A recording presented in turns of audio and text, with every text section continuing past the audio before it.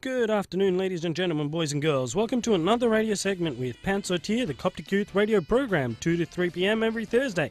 Your hosts for today, Thursday, March 1st, 2012, are Monique Ishak, Yuli Dimitosian, Mina Risk, and yours truly, Mina Gendi, on 3ZZZ 92.3. There would be discussions on your calling, determination, and we have a special guest coming up. As always, today's podcast could be found on 3ZZZ.com.au for the next week. If you're not already a member or posting, please ensure that you hop online and join our Facebook page. Also, email feedback and requests on copticyouthradio@gmail.com.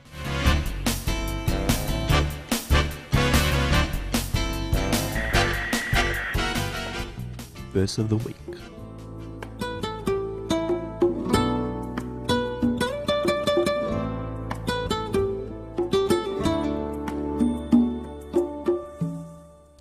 Therefore I say to you, do not worry about life, what you will eat, or what will you drink, nor about your body, what you will put on.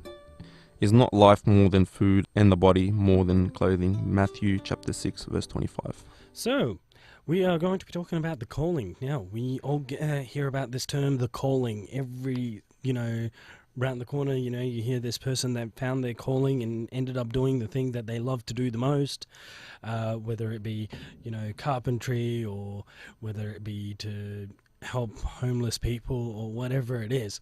But what is that calling, Is it just a matter of switching on the TV, hearing some guy, buy this product and you're going to get everything that you want? Or is it going to be something like, walking down the street at the shopping mall, you got to buy this product to make you feel so good? Or is it, having to be at a particular location like youth groups or, church or in general public, or listen to a politician? What is it that brings the calling? Yuli, any ideas? I think that first and foremost, we got to remember that we serve God, and that in everything we've got to serve God. So even if he pushes us to, our calling becomes missionary, and he pushes us to say to go Fiji or overseas or wherever, even when we are back here in Australia, we still got to serve him. We still got to honor him and glorify his name in anything we do.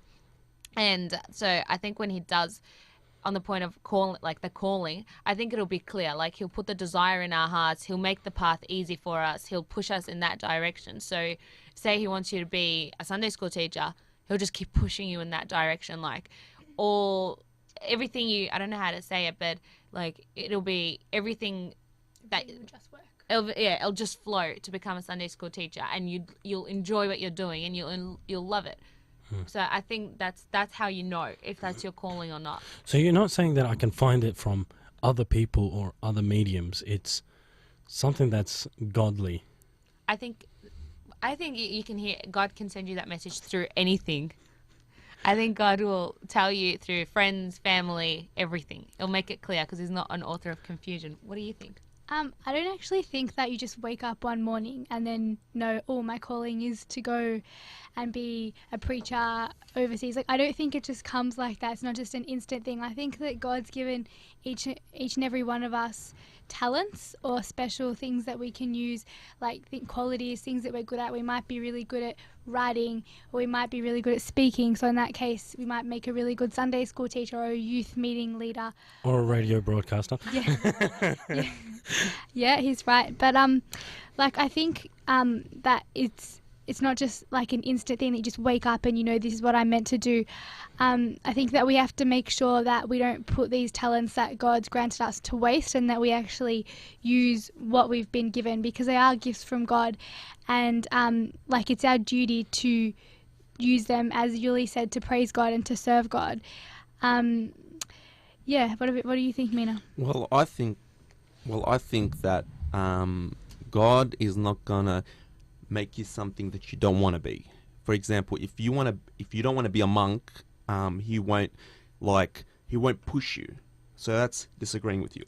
It's going to be because in this life, God said you've got a choice to do something. And, you know, it's sometimes the difference between God's will and your choices. For example, a boy meets girl, they start dating for 2 months and it doesn't work out. That's the difference between your choice and God's will. Because it was your choice in the start to date this person, but God had the last say in his will, you know? I don't think that God won't. I don't think he'll not allow. His will won't be something that we don't want to do. Like, I don't think he's going to say, because you don't want to be a monk, I'm not going to call you to be a monk. I don't really agree with that. Like, there's going to be so many times where what we want clashes with God's will, and we've got to see that. But I think that God won't ever push us beyond our capabilities, though. And I think sometimes that what he's we not gonna want is not always what we What's- and what's what right we with- expect. You know, Yeah. like sometimes I want to do something, but because I've never been there or never trialed myself, I might not ever know that is what I really want to do. Then where Yeah, does free of but choice I don't come? think Where does, where does choice come? No, it It is is- our choice. Like, we have the choice, but I don't think that God's will is always going to be exactly what we want. Like, maybe at the time we won't see what's right for us, but God knows. Like, he knows he knows a lot more than we know. But I think, I don't agree with that, but I agree with the idea that he won't push us beyond our capabilities. So if we're not capable of being a monk, or we haven't reached that spiritual level of being a monk, then he's not going to push us to be a monk. But still, having said that, we still do have free choice, and we don't, he's not going to force it upon us, but it doesn't mean that that's not what our calling is. Like, whether we choose to ignore it, that's our choice. I think that this is what I was trying to say. You have your free will, that's true, but also God says, submit to me. So when you submit to God, you truly, truly submit to God 110%. But you can submit as a servant. You Yeah. don't need to submit as a monk. No, I'm saying No, you you submit can- as a human being. Yes, submit as you know, I'm to saying God. you're as Yeah. a human being. You say to God, take my life. You have a perfect will planned out for me. Take my life. Take it. Plan it out for me. Tell me what You job said it was pre-planned. It's God's pre-planned it for Yeah, me. like So- basically he'll put the opportunity in front of you Yeah. because he sees that it's probably a great opportunity for yourself. It's something you might not usually consider, which you have a choice to adapt it or not. But at the same time, he is putting the opportunities in front That's of you the to be difference. able to Having the absorb it opportunity- yourself. Having the opportunity, but for example, you're driving, you turn right, you turn left. God's not going to say turn left. It's your choice to turn left or right. Yeah. You know what I mean? But the opportunity might, for example, you get 99.95. God gives you medicine.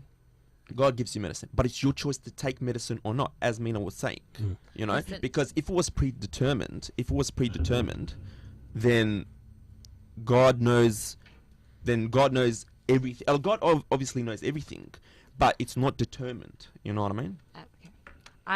All I think, what I think we all agree on is that it's a God's will. It's perfect, complete, and lacks nothing, and that if you submit to Him, that's the will you'll get, and you'll live happily. So I Okay, think we and agree on going that. back to the calling, so I think that it's really important to be careful. It's like, you hear so many times people that have come out of America and they're saying, "Oh, I'm God. I've been called by God to say this and to do this." You can't. I don't think that you can just wake up one morning and then just believe, "Oh, I've been called to go out and be a massive prophet," and that I can. It's deeper than that, and we've got to be careful that we don't. It's perceived or thought of processes versus things that are actually put in front of you without your Yeah. expectation or thought or will in the first place. it's- But at the end of the day, when you adopt it by choice, i.e. when you said submission, Yuli, it's basically by adopting it and submitting to God and accepting the will that He's portrayed before me. Like a lot of priests, it doesn't come down just to work. It could potentially be to your life partner. How many times do abunas turn around to us and say, "Look, if you're really looking for a life partner, just submit yourself. Turn around and pray deeply to God and say, 'Oh Lord, please, if you find who you see is right in your eyes, and provide her to me. See the right job that you think is good for me, and make it available to me. And I leave it in your hands to do that.' Once you allow for that submission, if He puts the opportunity in front of you, and you choose to adopt it, then and willingly submit to his, to his will, then you'll end up picking up whatever it is that he provides as a calling, as we say, isn't it? Yeah. On last point, when you know God and you know what he's like, you'll know that he's perfect. And if he says to you, say you want this girl, and he says, no, I don't think she's the right one for you, you're not going to say no, because you know he knows better and he knows the future. And sometimes he won't give. Exactly. He will make the path clear to you. Exactly. Why not? And in 2-3 years' time, or even a day, when he gives you the right girl, you'll be like, God, I know why. So that's all I was trying to say. When you submit to God and you trust him, it's going to be hard to say no when he's pushing you in that direction. So I think we all agree on that one.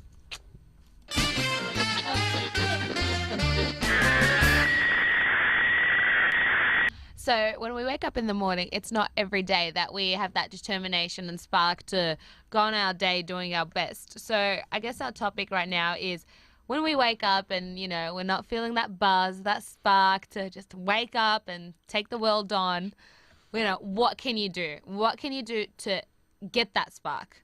That determination. That determination. Yeah. What do you think, Mina? Well, it really comes down to what kind of lifestyle that you're pursuing. So if, let's say, I'm a career person, whether I'm a doctor, for example, who help, my motivation would be I feel like I'm saving a life. So I'm determined to wake up in the morning to pull that. Yeah. I need to concentrate on that aspect, not, I've just woken up, I'm exhausted physically, I've been working so many hours. But it's to think about that blessing that I'm giving, back into the community or back into other people.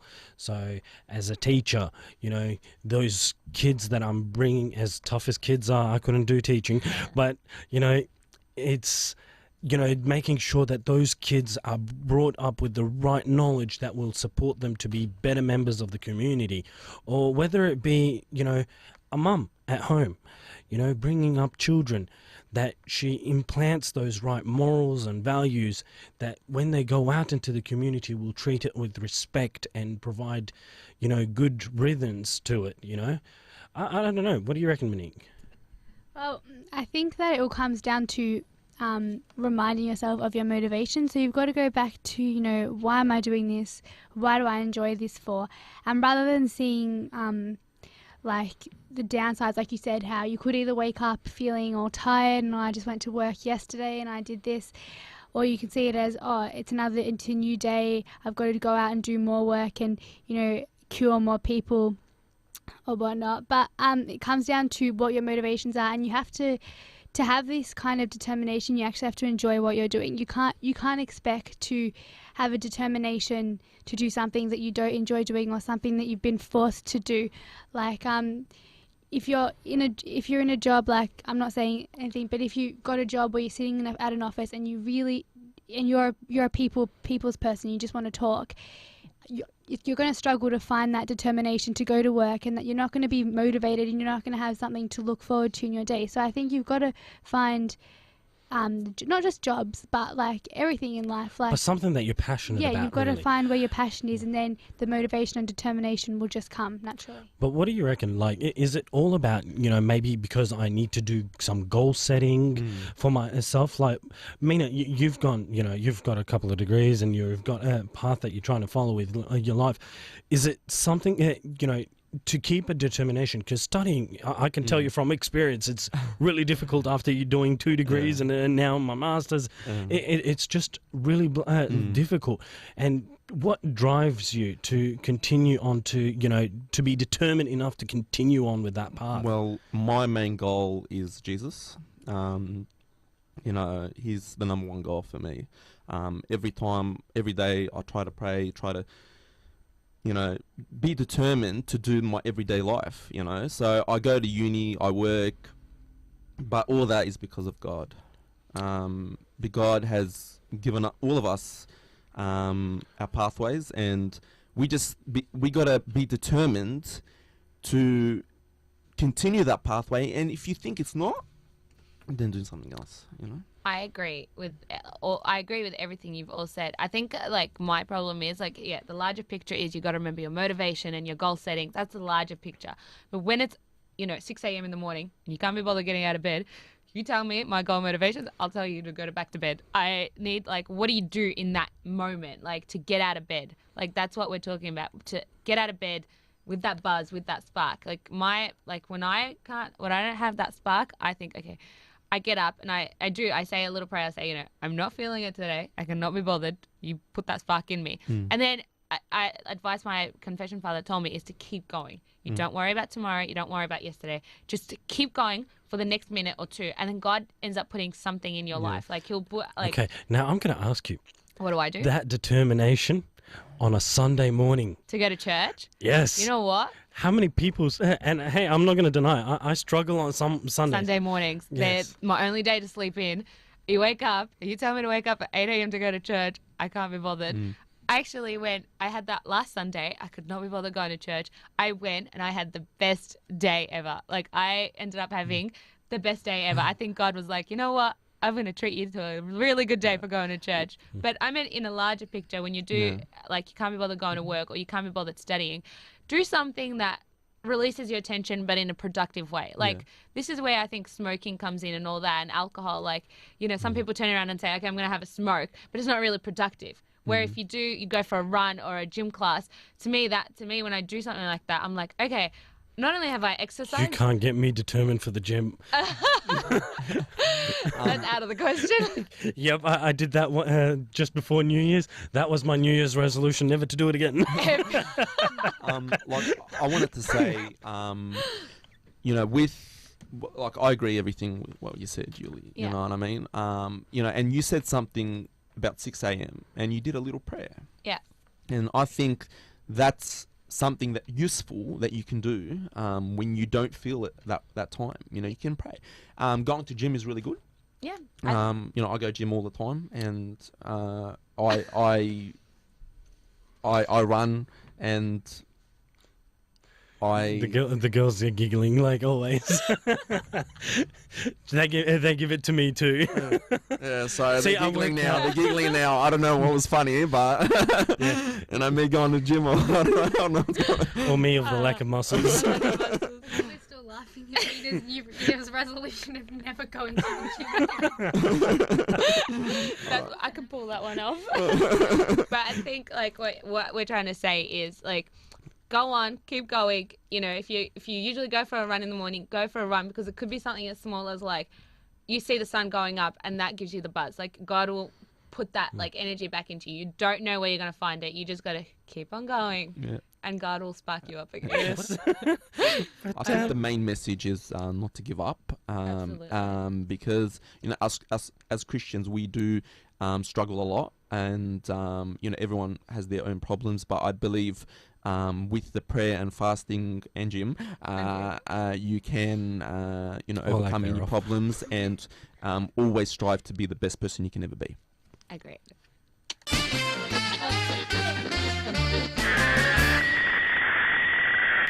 Today we're extremely fortunate to have a very special guest on air with us.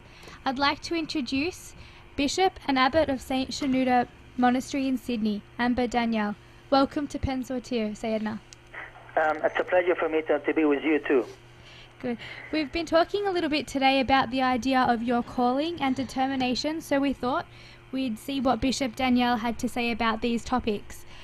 I know how busy your schedule is, Sayedna, so I'd just like to thank your grace for giving us some of your precious time to enlighten us with your words of advice. I had the pleasure and I really like to talk about this issue. It is very lovable to me. I've been now nearly 34 years now as a monk. Wow. Thank God.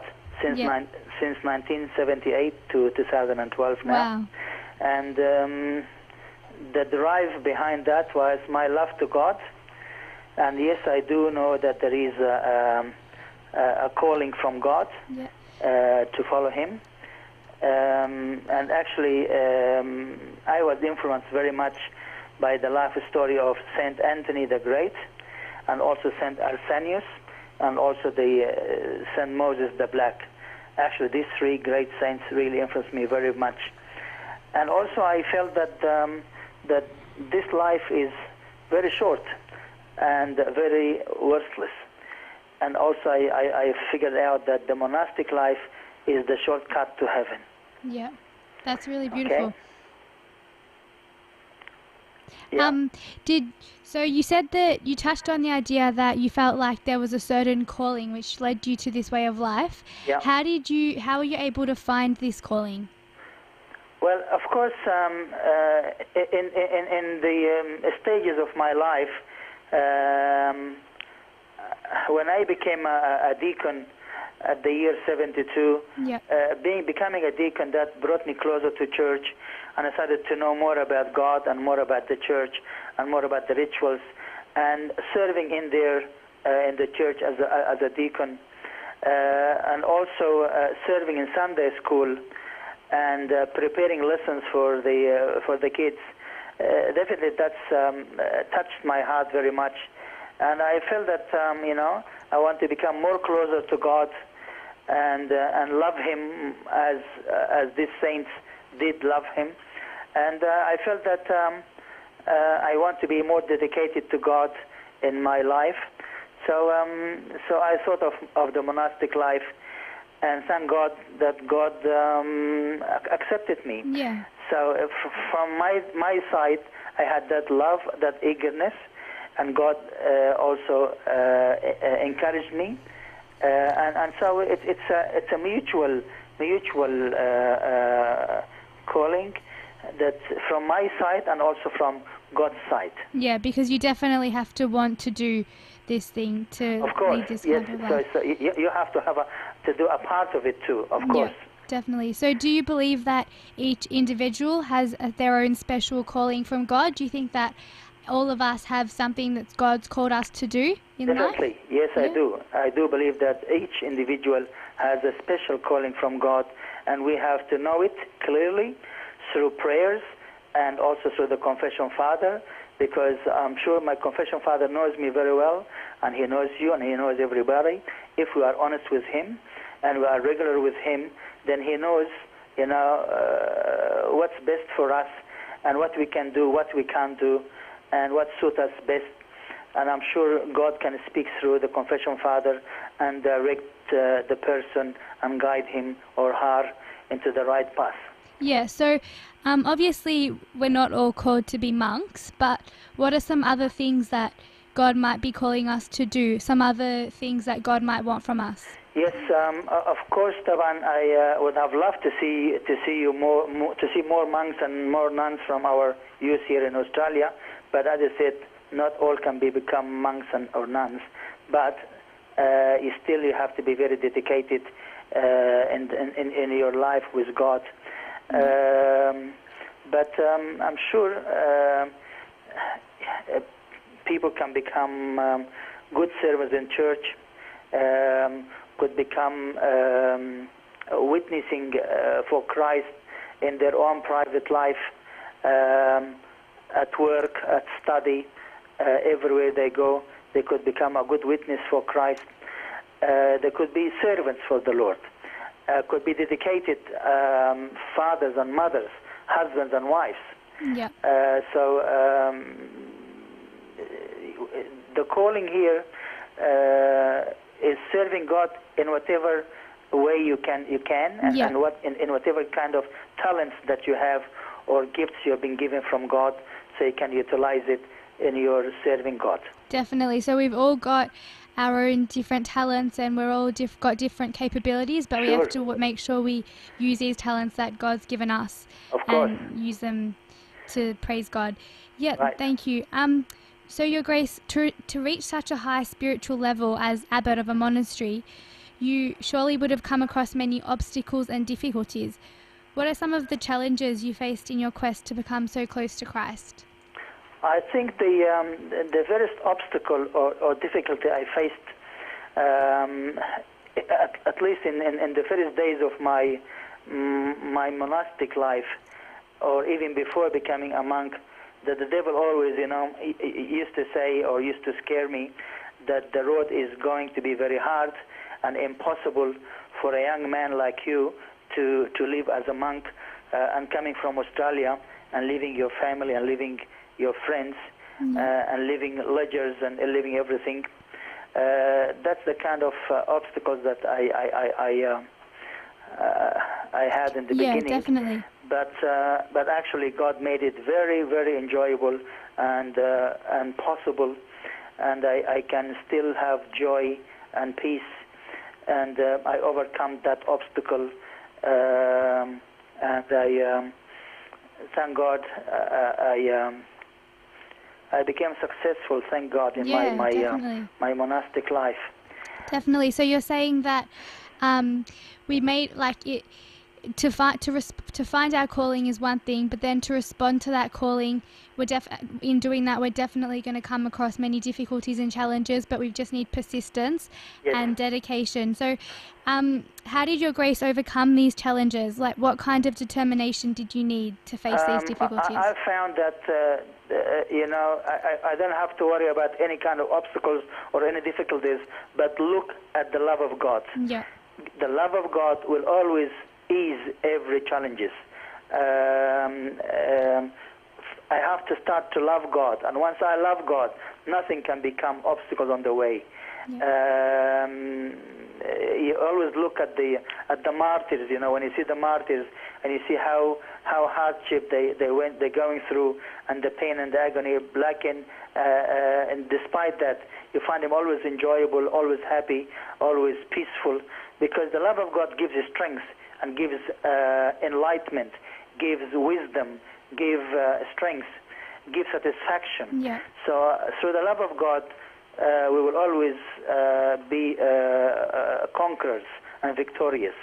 And also I say that through regular prayers and Bible readings and confessions, and also commitment on my duties, and also I should avoid laziness and slackness. Yeah.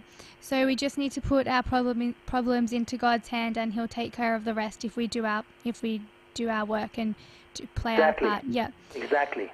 That's really nice. Finally, is there any advice that your grace has for our youth here in Melbourne? I mean, obviously we can't all be monks and nuns, but surely we can still achieve a closeness to the Lord as you have. Yes, how do you advise that we achieve this dedication to Christ? As I said earlier, that I really love to see more monks and nuns from our youth here in Australia, because they are beautiful ones and they are very, very successful, and they are great. But if you can't become nuns and monks, but at least you have to be very committed to God through your, number one, honesty, number two, purity, three, faithfulness, number four, commitment, and five, to do your role efficiently. Be honest with God and be with Him, and I'm sure God will direct you and put you in the right track, and He will utilize you, and He will use you, and He will make you successful in everything you do. Thank you. That was really, really nice. On behalf... Yeah, sorry? Go ahead. Oh, thank you. On behalf of Pensortia, the Coptic Youth Radio Program, I'd like to thank Your Grace very much for taking the time to participate in this radio interview.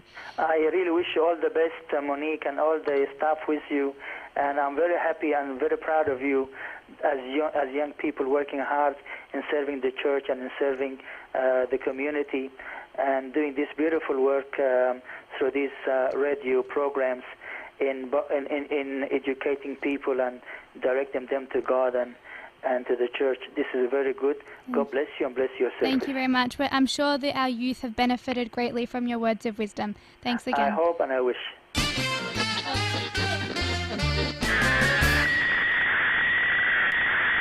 Alright guys, as everyone knows, we just started fasting almost a week ago, and sometimes it can get really difficult in the fast. What can we eat?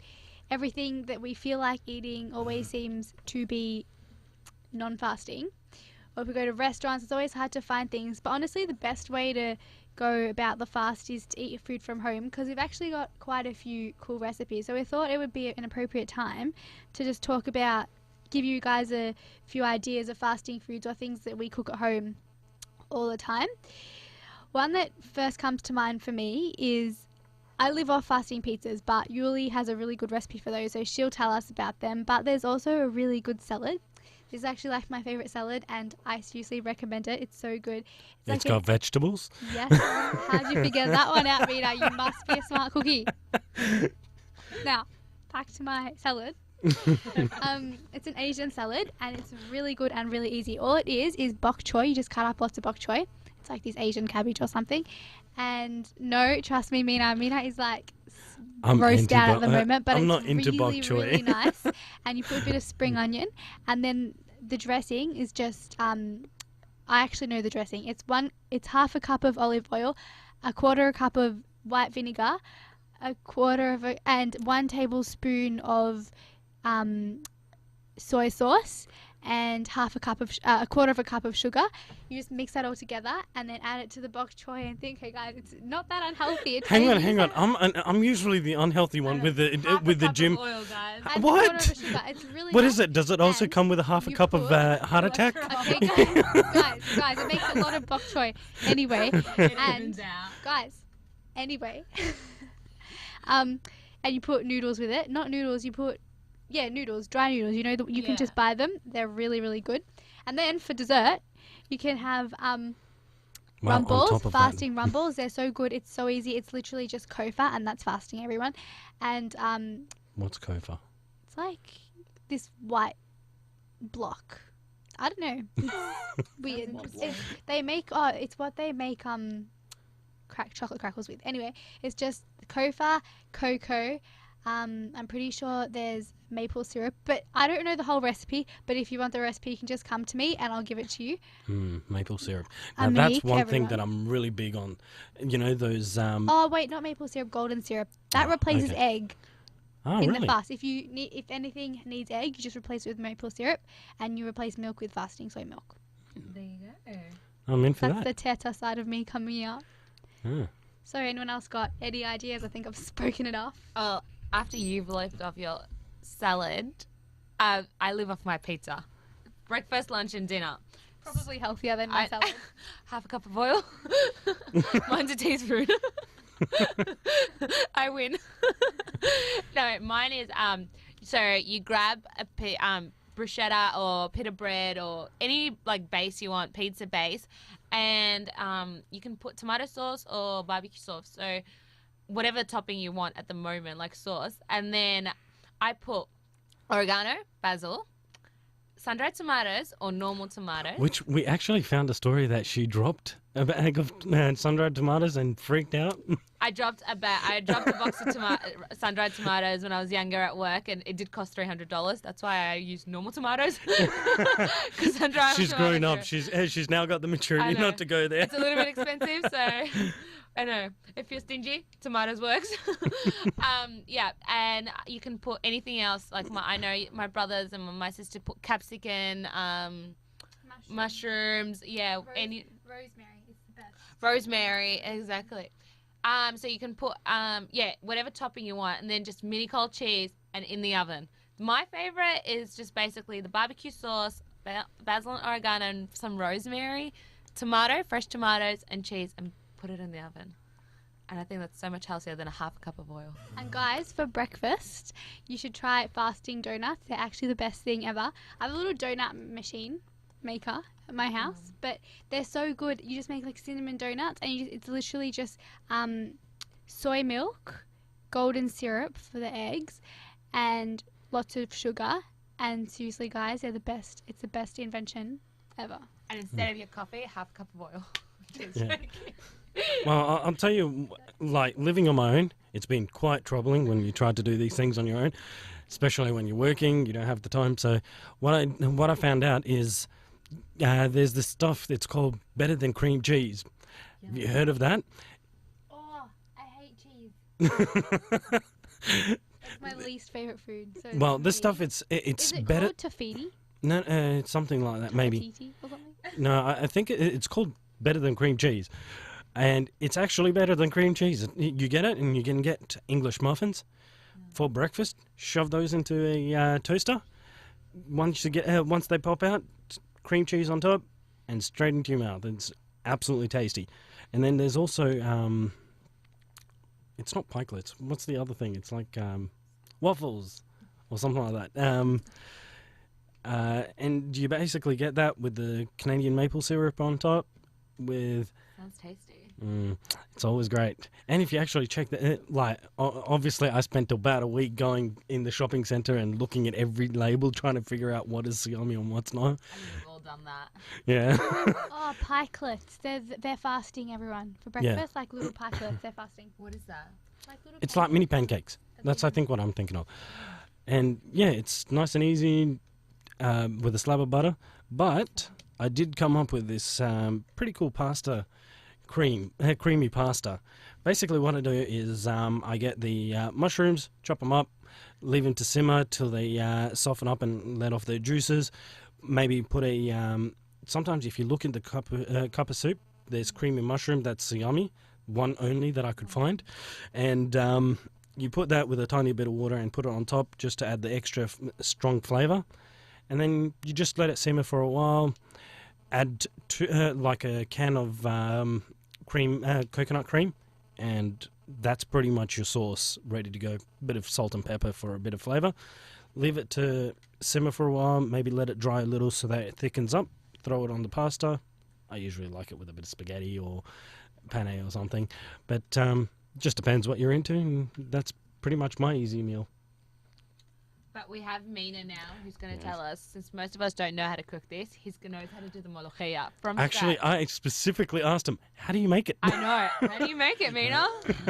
I always learn from my mum. You know, I love ملوخية مع شوية رز كذا, like rice and salata. ملوخية, like it's a vegetable, obviously, only in Egypt. So cut it up, chop it up. Always put some oil first, and then have water with the ملوخية. Put a bit of salt and pepper, a bit of garlic. Always garlic with the ملوخية to make it taste really well.